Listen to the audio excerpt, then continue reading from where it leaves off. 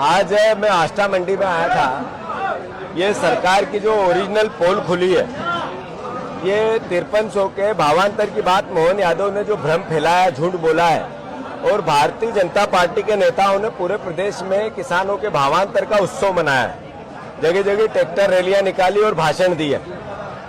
Soybean के किसानों को जब सोयाबीन के किसानों की आवक ही नहीं हुई, सोयाबीन के किसानों की जब एक तरह से उपार्जन ही नहीं हुआ, उनकी फसलों को 35 किलो 40 किलो 1 कुंटल से ज्यादा एक तरह से एवरेज कोई सोयाबीन निकली नहीं, तो भावांतर दोगे किस चीज का? जो सोयाबीन बिकेगी उसका दोगे। फिर जो सोयाबीन बिक रही है वो 3500 बिक रही है, आप 3500 पे भी 700 रुपए देना चाहते हो और 4300 पे भी 700 रुपए देना चाहते हो। ये अपने आप में भ्रम पैदा करता है। 5300 रुपए का आपको अगर किसानों का भला करना है, मैं आपका नागरिक अभिनंदन करूंगा। शिवराज जी का ये जिला है खुद का, वो यहाँ के देश के कृषि मंत्री हैं। मेरा आग्रह आपसे कि किसानों को फसल ही नहीं हुई है, चौपट हो गया। बीमा कंपनियों ने भी अपना हाथ ऊंचा कर दिया है, आपने सर्वे नहीं कराया। अभी लास्ट में जो पानी गिरा, जो फसल जितनी भी थी वो भी उसमें एक तरह से चली गई, खराब हो गई। तो मेरा आपसे आग्रह है 20,000 रुपया सोयाबीन के किसानों के खाते में डालना चाहिए।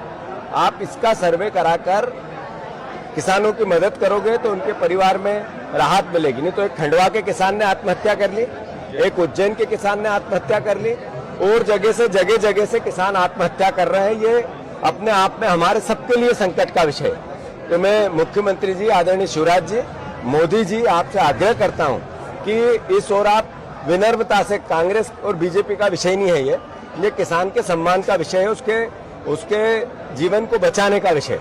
अभी न प्याज के दाम है, न लहसुन के दाम है। लहसुन बीज का महंगा और जो फुटकर में बिकता है वो सस्ता।